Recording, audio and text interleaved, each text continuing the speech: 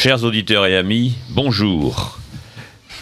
Cela fait maintenant 11 ans que nous animons ce libre journal puisque le premier date du 14 juillet 2003, tout un symbole, et qu'il portait sur l'armée d'Afrique. Si je fais le bilan de ces années et de ces nombreuses émissions, outre l'intérêt d'avoir pu faire œuvre de pédagogue sur notre histoire récente et d'avoir porté la voix des vieux soldats, il y a la satisfaction d'avoir rencontré parmi nos invités des gens très divers, mais tous animés de la même passion de témoigner. Un certain nombre sont devenus des amis. Parmi eux, et cette émission sera l'occasion de lui rendre hommage, se détache un personnage dont la mort, il y aura 1 an dans quelques jours, nous a beaucoup affligés. Il s'agit de Daniel Lefebvre, universitaire et historien talentueux au parcours proprement extraordinaire. Personnage attachant à l'intelligence lumineuse, il a marqué tous ceux qui l'ont approché. Son départ bien trop rapide, il n'avait que 62 ans, est une perte lourde pour ses amis, mais aussi pour le petit monde des historiens qui s'essaient contre tout vent contraire à remettre l'histoire à l'endroit. Pour évoquer son souvenir et rendre hommage à cet homme d'exception, avec Patrice Boissy, nous avons invité Marc Michel, universitaire, historien de l'Afrique. Il a fondé avec Daniel Lefebvre et Michel Renard le site Études coloniales. Il est l'auteur d'ouvrages consacrés à l'Afrique et à la colonisation, parmi eux Décolonisation et émergence du tiers-monde et récemment L'Afrique dans l'engrenage de la Grande Guerre. C'est chez quel éditeur, Marc Michel ? Cartala. Cartala. Il y en a un auquel je suis plus attaché, surtout dans le cadre de cette émission, c'est celui sur l'essai sur la colonisation positive qui m'a valu beaucoup d'attaques et de critiques. En dépit du sous-titre qui était Accommodement et affrontement, publié chez Perrin. Chez Perrin. Ouais. Essai sur la colonisation positive. Essai sur la colonisation positive. J'aurais dû, on en reparlera plus tard, j'aurais dû l'intituler un petit peu autrement, j'y réfléchis depuis. La colonisation positive, c'est abominable, on ne dit pas des choses pareilles. Mais oui, mais j'aurais pas dû écrire essai, mais réflexion. Et réflexion au pluriel. Il y a un point d'interrogation au bout. Invité. Les éditeurs refusent. Invité, bien sûr, aussi, Olivier Dard, que nous avions invité la dernière fois dans le cadre de l'émission consacrée à Pierre Lagaillarde, universitaire, écrivain et essayiste, agrégé et docteur en histoire contemporaine, auteur de nombreux ouvrages, dont sur l'OAS, Voyage au cœur de l'OAS, et plus récemment, Vérité et légende d'une OAS internationale chez Perrin. Il a écrit avec Daniel Lefebvre L'Europe face à son défi colonial et consacré à l'histoire de l'action française un ouvrage en plusieurs volumes. Invité, Michel Renard, docteur en histoire, vieux et très proche compagnon de Daniel Lefebvre, avec lequel il a un long passé d'amitié. Il a fondé avec lui le site Études coloniales et écrit avec lui également Faut-il avoir honte de l'identité nationale chez Flammarion. Présent qui nous a rejoint et que je salue avec amitié, Guillaume Lefebvre, le fils de Daniel. Il est professeur d'histoire géo dans un lycée proche. Bien, mes amis, merci d'être tous là pour cet hommage à ce personnage que nous aimons beaucoup. Alors, j'ai parlé d'un parcours extraordinaire. Michel Renard, vous êtes le plus ancien de ses amis. Ses origines sont évidemment importantes dans son parcours et ses engagements de jeunesse. Est-ce que vous pouvez en parler ? Oui, c'est un peu difficile en fait de rendre hommage, même 1 an après, à Daniel qui nous a quittés, car il est formidablement présent dans notre esprit, dans les débats de l'historiographie coloniale, et même physiquement. J'écoutais récemment certaines des émissions, des interviews qu'il avait accordées, et en entendant sa voix, on avait vraiment l'impression qu'il était à côté de nous. Donc, l'émotion est toujours présente, elle ne nous a pas quittés depuis ce 4 novembre 2013 où il a disparu. Alors, bon, nous sommes plusieurs à l'avoir connu, à avoir travaillé avec lui, à des titres divers. Bon, sa vie, son parcours n'appartiennent à personne, à aucun d'entre nous en particulier, ou alors ils appartiennent à tous. Et finalement, il les emporte avec lui en nous laissant toute son œuvre écrite et beaucoup de choses qui n'ont pas été publiées.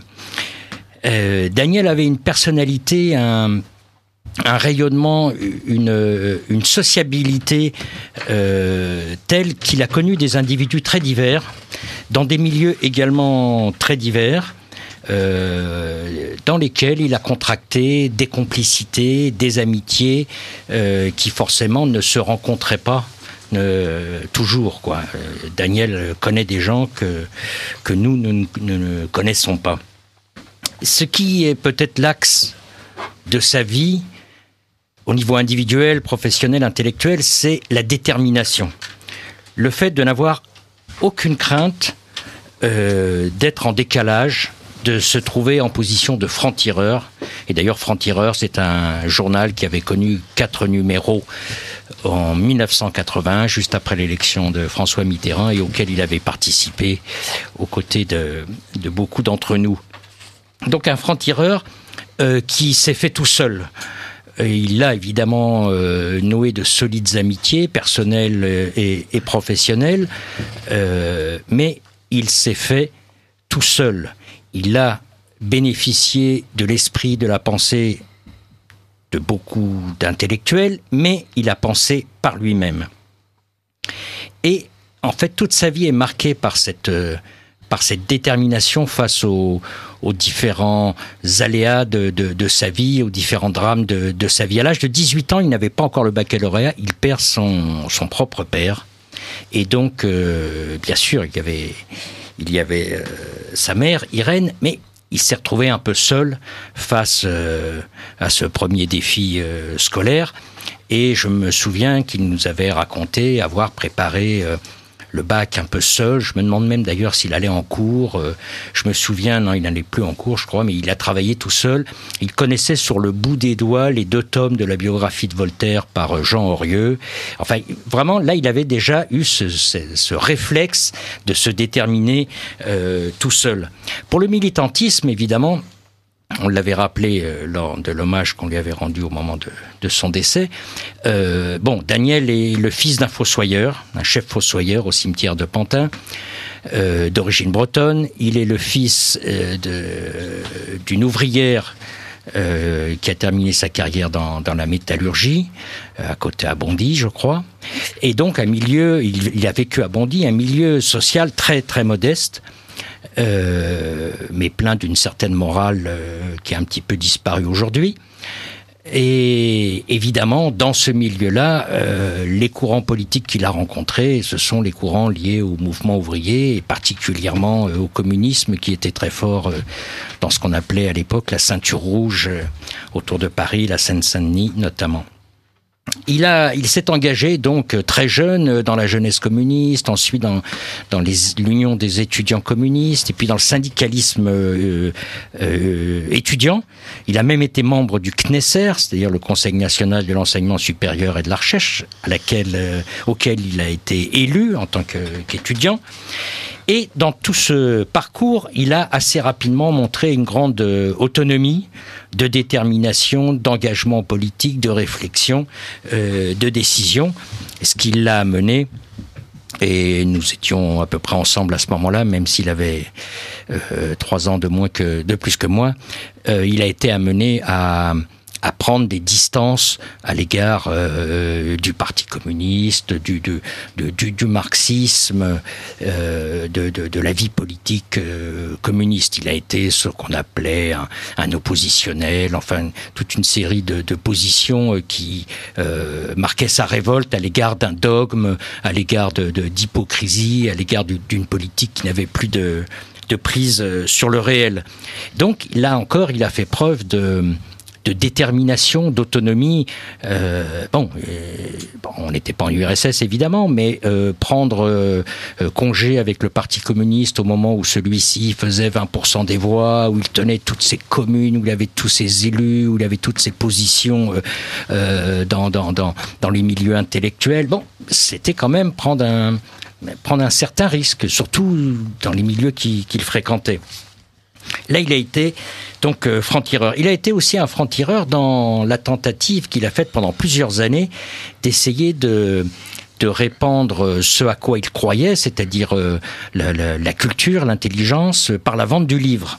Il a vendu du livre dans les universités Je me souviens bien de la table de livres qu'il tenait à l'université Paris 8 lorsque c'était encore à Vincennes, avec celle qui est devenue son épouse, Denise, et ensuite des tours de France qu'il a effectués dans différentes villes universitaires pour vendre ses livres. Ce qui lui a donné une connaissance assez profonde de la France, de la province, qui n'a pas été sans conséquence lors de la rédaction du livre sur l'identité nationale.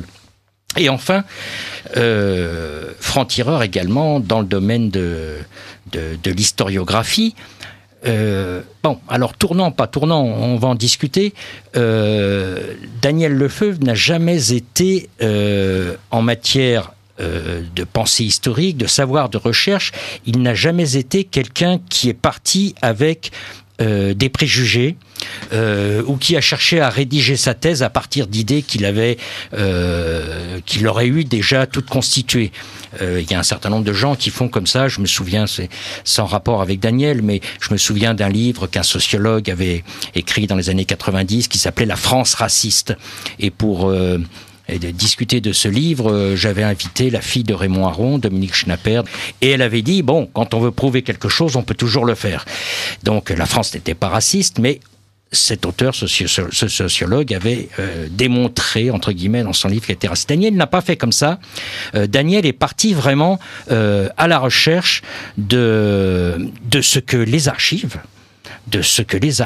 allaient lui permettre de découvrir. Alors évidemment, il s'est situé, on va en parler, dans le sillage de Jacques Marseille, qui a écrit au début des années 84, je crois, Empire colonial et capitalisme français, voilà. Et Daniel, sentait qu'il y avait là une remise en cause du marxisme et des perspectives nouvelles offertes à l'histoire coloniale à partir des matériaux réels, à partir des chiffres, à partir des archives. Et donc il a commencé ce travail avec Jacques Marseille. Alors, justement, oui. Jacques Marseille, parce que pour ceux qui ne le connaissent pas, c'est un personnage immense, mais enfin, peut-être quelques mots sur Jacques Marseille. Qu'est-ce qui peut en parler ? Marc Michel, Jacques Marseille. Parce que je pense que dans le parcours de Daniel, l'amitié qu'il a nouée avec Jacques Marseille est importante. Et explique probablement, pour partie, tel ou tel de ses engagements. Il me semble effectivement que l'amitié avec Jacques Marseille a été capitale dans l'évolution intellectuelle et personnelle de Daniel. Mais je suis pas plus à même d'en parler que Michel, qui a connu aussi Jacques Marseille.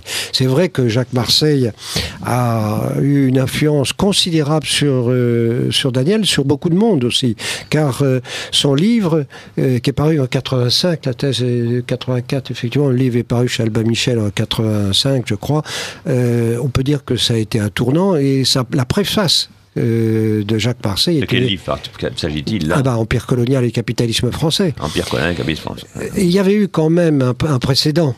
Alors, on s'est pas rendu compte à l'époque qu'il y avait un précédent historiographique qui était le livre d'Henri Brunswig, Mythe et réalité de l'impérialisme colonial français, qui est paru, lui, à ma connaissance, en 1961, par là. Henri Brunswig a été mon maître, et c'est pour ça que j'évoque sa mémoire. 1960. 60, voilà. Et au même moment, Robert Aron publié Charles Robert. Non. Raymond Aron publiait ce fameux livre sur non, c'était pas la tragédie algérienne, c'était le grand livre théorique sur les relations internationales. Paix et guerre entre les nations, où tout un chapitre était consacré à la colonisation, au colonialisme, aux thèses qui étaient en vigueur à cette époque et contre lesquelles il s'inscrivait déjà, qui étaient issues, peut-être pas du marxisme, parce qu'il me semble que Daniel n'a jamais vraiment relié le marxisme, mais du marxisme-léninisme dans sa version, dans sa vulgate du Parti communiste de l'époque. Pas vraiment du marxisme au sens théorique du mot. C'est du moins mon opinion, on en discutera peut-être après. Il y a d'autres influences qu'il faudra évoquer, je pense, en dehors de celle de Jacques Marseille, qui malheureusement est mort quelques années plus tard aussi. de la même maladie. Ouais, c'est même étonnant. Enfin, c'est pas exactement la même maladie, mais enfin qui est mort quelques années plus tard. Et ça a été, je m'en souviens, personnellement, pour Daniel Lefebvre, un coup très dur, car il a appris cette mort comme la mort d'un père spirituel. Voilà ce que je pourrais dire. Déjà, j'ai beaucoup de choses à dire, mais... Est-ce qu'on peut rappeler la thèse de Marseille et de Daniel Lefebvre? Parce que pour l'instant, on tourne autour du pot. Alors, dans les années 55-60, Henri Braunschweig avait montré que la colonisation française n'était pas une colonisation de capitaux qui auraient investi, de grands capitalistes qui auraient investi pour faire un profit maximal et dans les territoires coloniaux, spécialement pour l'Afrique noire, puisque l'Afrique noire, ça a été dérisoire jusqu'en 1914. Et que d'autre part, le commerce avec les colonies a été un commerce très réduit jusqu'à la guerre de 14, puisqu'il ne représentait que 9% du commerce français à la veille de la guerre. Jacques Marseille s'est inscrit dans cette lignée après pour voir ce que c'était devenu après la guerre. Et il me semble, mais on pourra en discuter, que sa thèse fondamentale est que le capitalisme, les colonies sont devenus une sorte de bâton de secours pour un capitalisme déclinant qui a songé à un divorce avec les colonies dès les années 30. Divorce qui s'est prononcé par la suite au profit évidemment d'autres secteurs d'investissement et de commerce. Tout le monde le sait. En gros, Michel, tu peux peut-être ajouter quelque chose? Non, Olivier Dard, peut-être. Oui, non, je suis tout à fait... Oui, je suis tout à fait d'accord avec ce qui a été dit. Je reviens d'un tout petit mot sur Jacques Marseille pour ajouter aussi que leur parcours, y compris politique, a été assez comparable. Jacques Marseille a enseigné dans l'enseignement secondaire, comme beaucoup d'entre nous, et ensuite est devenu professeur à Paris 8, et avant de devenir professeur à Paris 1. Et donc on retrouve évidemment cette filiation.